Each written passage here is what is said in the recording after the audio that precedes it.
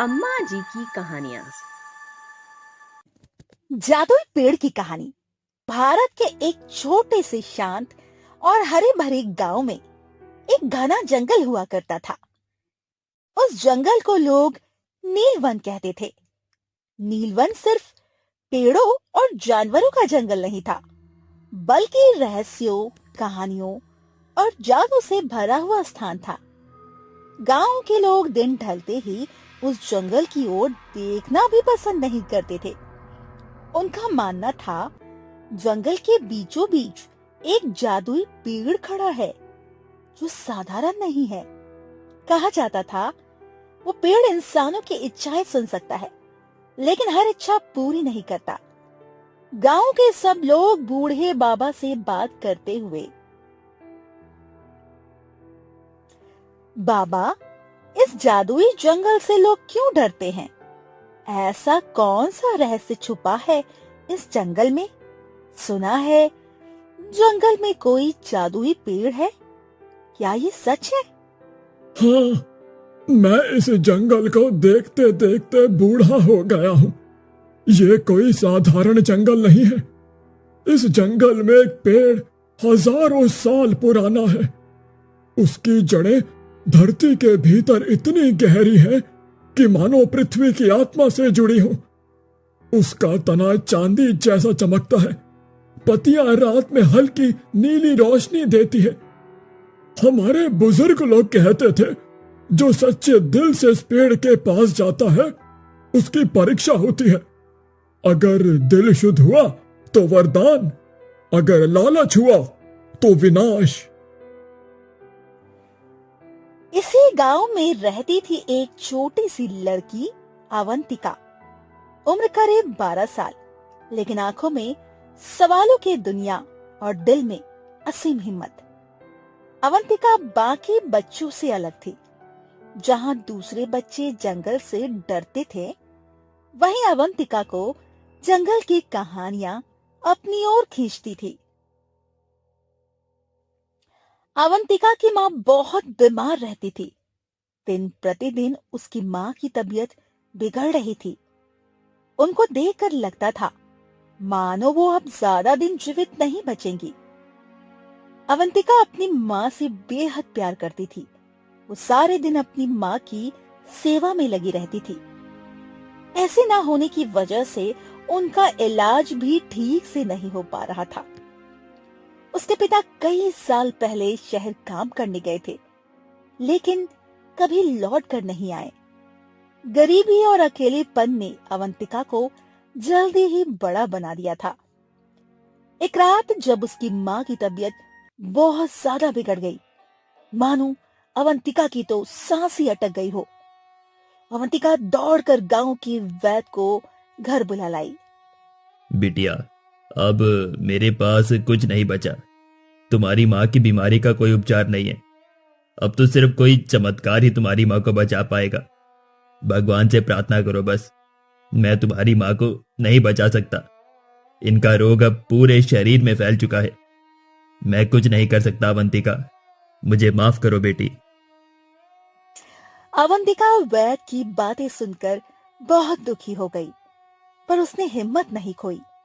वो बार बार बस यही सोच रही थी, वो ऐसा क्या करे जिससे उसकी माँ ठीक हो जाए।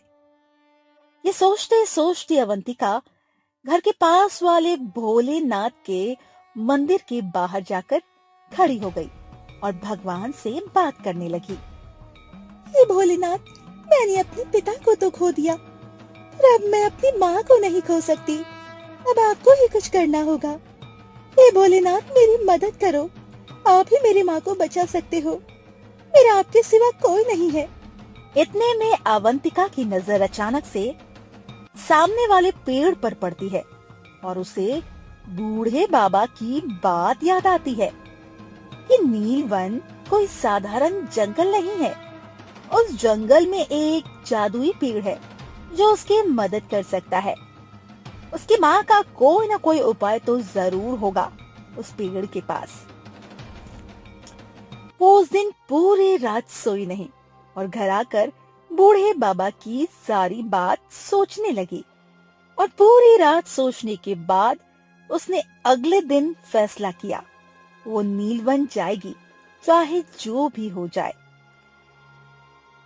जय भोलेनाथ, मुझे समझ आ गया मुझे क्या करना है। मैं अपनी माँ को बचाने के लिए कुछ भी करूंगी। मैं आज ही नीलवन जाऊंगी और वही जादुई पेड़ मेरी मदद कर सकता है। उसे दिन पूर्णिमा की रात थी।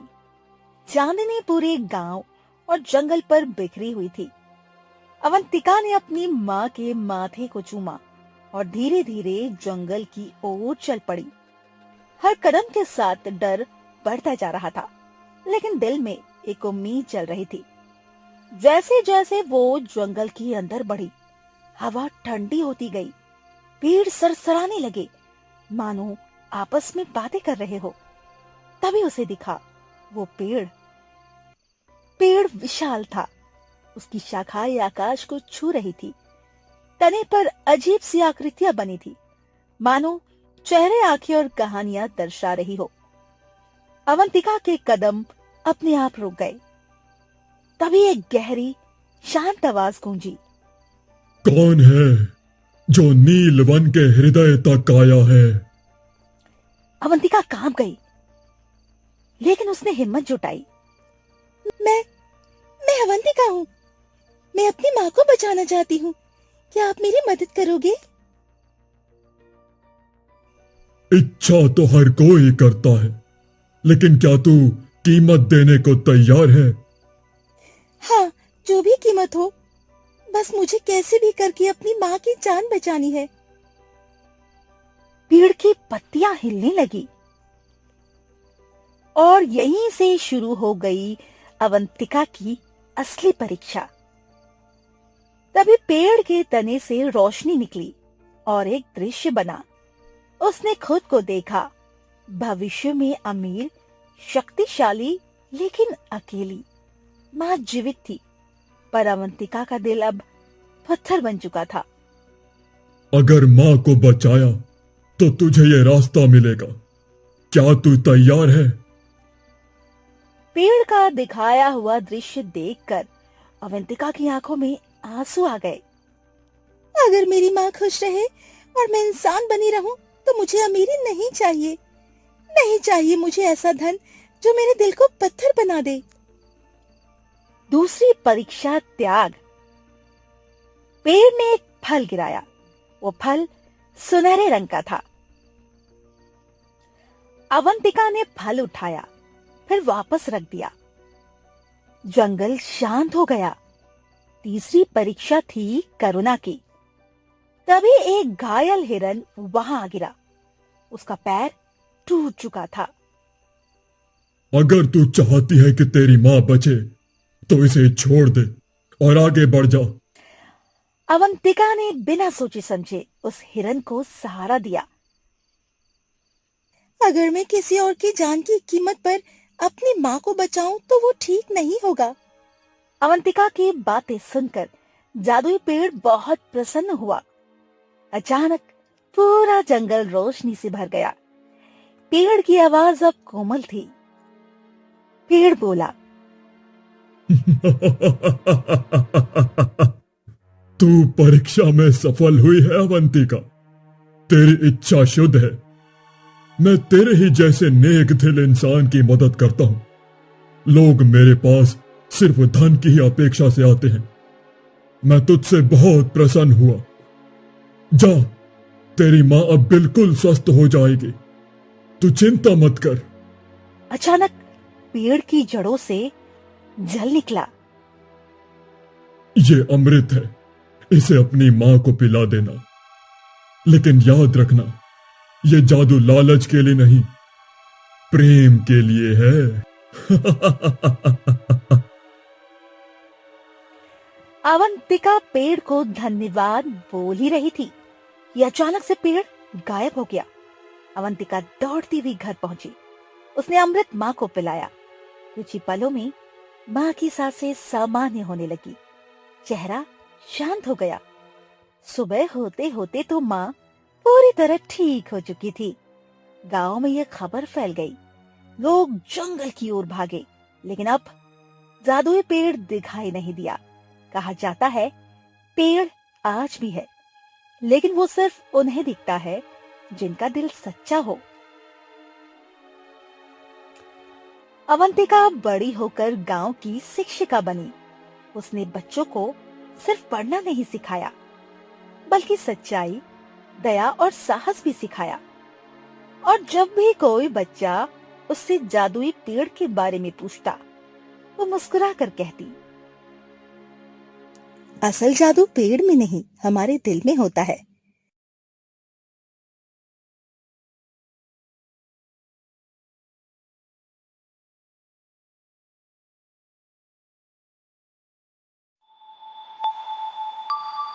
अम्मा जी की कहानियाँ।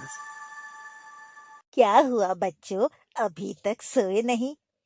कुछ नहीं दादी, नींद नहीं आ रही है।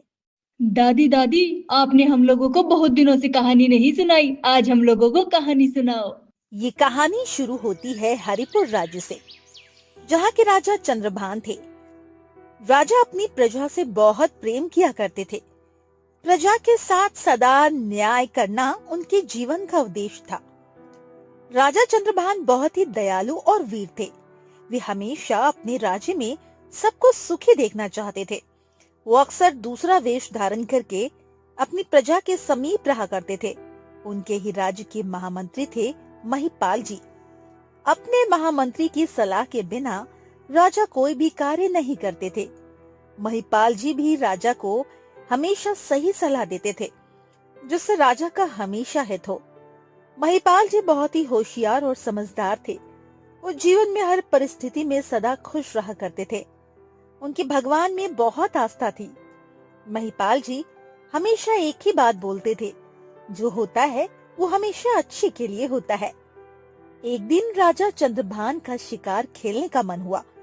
उन्होंने अपने महामंत्री महिपाल जी से कहा, महिपाल जी, आज हमें शिकार पर जाने का मन हो रहा है। चलिए आज शिकार करने जंगल चलते हैं। तुरंत रथ तैयार करवाए जाएं, हम तुरंत ही निकलेंगे। जैसी आज्ञा महाराज। ऐसा कहकर महिपाल जी राजा के साथ शिकार करने तुरंत निकल पड़े। राजा चंद्रभान अपने सैनिक और महामंत्री के साथ जंगल की ओर बढ़ गए। जंगल में आगे बढ़ते ही राजा को झाड़ियों में से अचानक आहट सुनाई पड़ी। लगता है झाड़ियों के पीछे कोई जानवर है। ऐसा कहकर राजा ने अपने धनुष में बाण तैयार किया और झाड़ियों की तरफ बाण से प्रहार किया। प्रहार करते ही झाड़ियों के पीछे से एक हिरन तेज गति से राजा के रथ से टकरा गया और रथ के घोड़े उसको अचानक से सामने देखकर हिनहिनाने लगे और बेकाबू हो गए। इस बीच राजा के पास रखी तलवार गलती से राजा के दाहिने हाथ के अंगूठे से जा टकराई और राजा का अंगूठा तेज धार से कट गया। सारथी, घोड़ों को काबू करो जल्दी, हमारी तलवार से हमारा अंगूठा कट कर गिर गया है। कुछ ही पल में सब कुछ नियंत्रित हो गया। राजा का कटा हुआ अंगूठा देखकर महिपाल जी बोलते हैं, निश्चिंत रहे महाराज, सब कुछ ठीक हो जाएगा। कोई बात नहीं महाराज, वैसे भी जो होता है वो अच्छे के लिए ही होता है। ऐसा कहकर महिपाल जी भगवान का धन्यवाद करने लगे। महाराज बहुत क्रोधित हुए। महिपाल जी, यहाँ हमारा अंगूठा कट के गिर गया और आप कह रहे हैं जो होता है वो अच्छे के लिए होता है। आप हमारा उपहास कर रहे हैं। नहीं महाराज, मैं आपका उपहास नहीं कर रहा हूँ, मैं सत्य कह रहा हूँ। जो होता है अच्छे के लिए ही होता है। आप भगवान पर विश्वास रखें, आपका अंगूठा किसी अच्छे के लिए ही कटा है। अरे तुम्हारा दिमाग खराब हो गया है क्या महिपाल? हम तुम्हें अपना सब कुछ मानते थे और तुम हमारे कष्ट में खुश हो रहे हो। सैनिकों, तुरंत इस महिपाल को बंदी बना लिया जाए। हमारी आज्ञा से इसे तुरंत कारावास में डाल दिया जाए। जैसी आपकी आज्ञा महाराज, परंतु मैं आपका उपहास नहीं कर रहा था। मैंने एकदम सत्य ही कहा है। मैं अभी भी यही कहूंगा कि जो होता है अच्छे के लिए ही होता है। महाराज की आज्ञा से महिपाल जी को कारावास में डाल दिया जाता है। कुछ दिन बीतने के बाद महाराज एक दिन फिर शिकार पर जाने की इच्छा प्रकट करते हैं। इस बार महाराज अकेले ही 4 सैनिकों के साथ सुबह सुबह शिकार करने निकल पड़ते हैं। महाराज अकेले अपने घोड़े पर सवार थे और उनके पीछे पीछे 4 सैनिक उनकी सुरक्षा के लिए चल रहे थे। जंगल काफी घना था और महाराज शिकार ढूंढते ढूंढते जंगल के काफी अंदर आ पहुंचे। महाराज ने अपना घोड़ा बहुत तेज दौड़ाया, जिसकी वजह से सैनिक के पसीने छूट गए। महाराज काफी देर बाद पीछे मुड़कर देखते हैं। अरे सैनिक कहाँ चले गए? लगता है हम शिकार के चक्कर में जंगल के काफी अंदर आ गए हैं और सैनिक पीछे छूट गए हैं। चलो कोई बात नहीं, हम वापस लौट चलते हैं। महाराज रास्ता ढूंढने लगे, पर उनको जंगल के बाहर जाने का रास्ता समझ नहीं आ रहा था। रास्ता ढूंढते ढूंढते महाराज जंगल की ओर अंदर पहुंच गए। ये मैं कहाँ आ गया? लगता है मैं रास्ता भटक गया हूँ। अब क्या करूं? सुबह से रास्ता ढूंढते ढूंढते मुझे शाम हो गई। अब क्या करूं? कुछ समझ नहीं आ रहा है। रास्ता ढूंढते ढूंढते महाराज जंगल की ओर अंदर पहुंच गए। महाराज बाहर निकलने का रास्ता खोज ही रहे थे। ये अचानक से किसी ने महाराज के पीछे से सिर पर वार कर दिया। महाराज वहीं बेहोश होकर गिर पड़े। कुछ घंटों बाद महाराज ने देखा बहुत सारे आदिवासी महाराज की ओर एक गहरी सी हंसी के साथ देख रहे हैं। उनकी आंखों में एक अलग ही गहराई दिख रही थी। इतने में सारे आदिवासी जोर जोर से बोलने लगे। हिडिंबा हो, हिडिंबा हो, हिडिंबा हो। अरे ये मैं कहाँ आ गया हूँ? कौन है ये लोग और ये जश्न किस चीज का मनाया जा रहा है? महाराज चंद्रभान घबराते हुए इधर उधर देखने लगे और उन्होंने सामने से आते हुए एक बहुत ही डरावने और लंबे चौड़े आदिवासी को उनकी ओर आते हुए देखा। उसकी कद काठी देखकर महाराज को लगा मानो सामने कोई दानव उनको मारने आ रहा हो। सारे आदिवासी जोर जोर से चिल्लाने लगे। हिडिंबा राजा चंद्रभान के पास पहुंचते हुए